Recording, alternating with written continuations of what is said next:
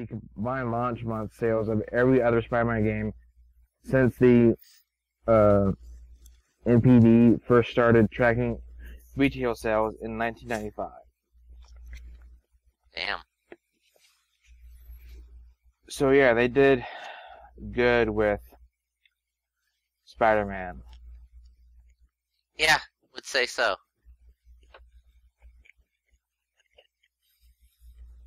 And with that, there are no more words on the street. Okay. Sweet.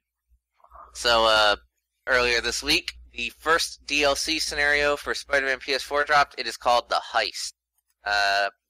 It centers around Black Cat, and basically what the setup is, if anyone who's played the main game, and, spoilers by the way, will know that Black Cat gave a hint that she was up to something, and played Spider-Man in order to get all her old equipment back, and go back to her life of crime after she had allegedly gone straight.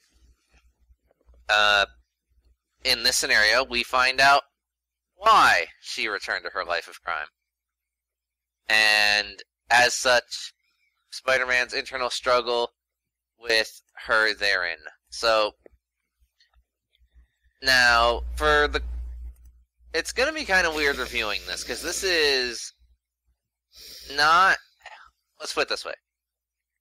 The 3 DLC scenarios are not their own separate thing, so to speak. They are all 3 pieces of one whole. So, it's gonna kind of be weird to review this, since we're technically only reviewing 1/3 of a full story, But, so I don't know if I'll give it a ranking like I normally do.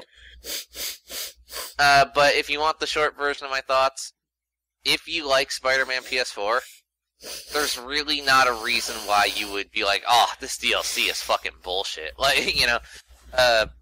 It's more, it's an expansion. So, and I liked it.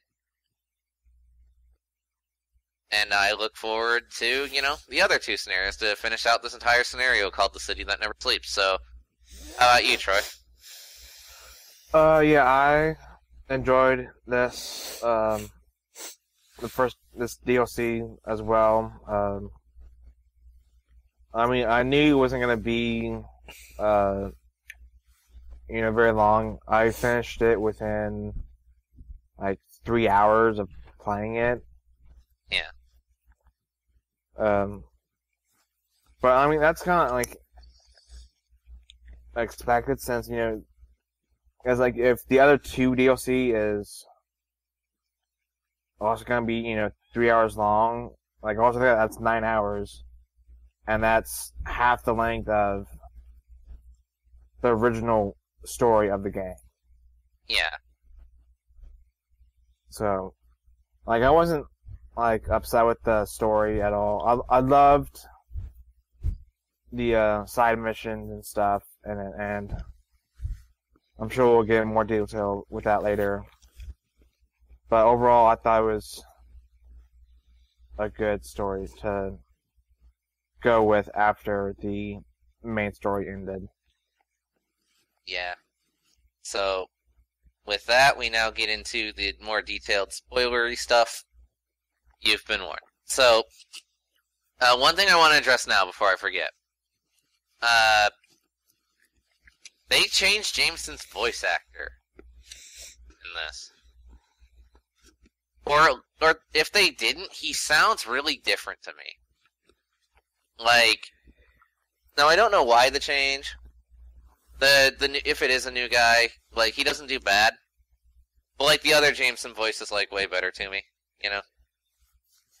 That said, the Jameson stuff still is great. My favorite one in this is, I took the entire mob down back in the 80s, I'll take him down now. Jerry, what are you crying for? We're gonna do this. That was a fucking power move, man. Yeah, I like that one. I had to hand it to Jameson on that.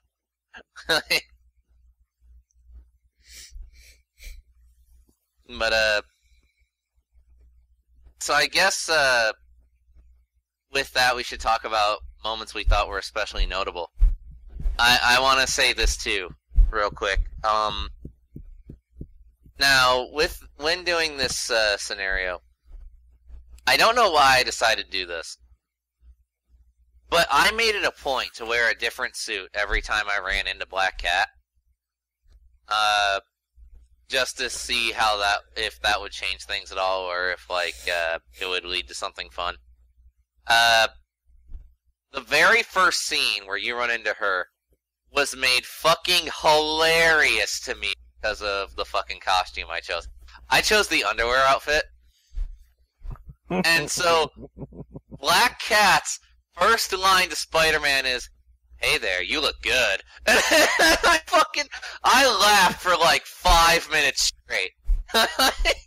Like the way she just looks him up and down, and then just him wearing like nothing, practically. That was fucking beautiful.